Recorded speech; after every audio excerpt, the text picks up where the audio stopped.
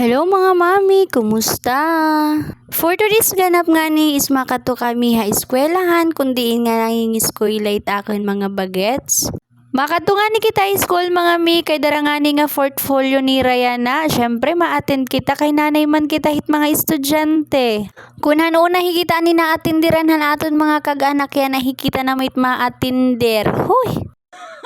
Para nga ni handiri nakakaara mga min eskwelahan is Canelay Elementary School. Syempre comment di daan didi nga ni ng graduate han elementary. Wow! Ngayon pagkadato nga ni naton mga mi nga diharom, syempre makita kita hit aton mga co-parent nga maghusay. Wow! Sana all na talaga kay fresh pa haro. Syempre mga mida ko nga bagay para haat nga mga kag-anak nga mag-a-attend kitit mga sugad hinil lalo na kon portfolio di para nga ni naton hibabaruan it mga ginbibinuhat it aton mga anak di diha school kun na mamati bahira o diri.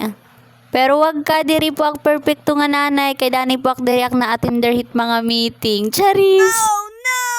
Pero nga ni kung curious ka nga ni kung anit performance hiti mo anak kay school, syempre mag-a-attend ka talaga. Syempre mga bibilang isang nanay dapat aram nga naton kung ano pit mga kahinaan nga ni hit aton anak kay syempre diri man pari-parihas it mga bata. Para bisan ko nakakauli na tika ng school, matututduan ta pa nga ni naton, o diba?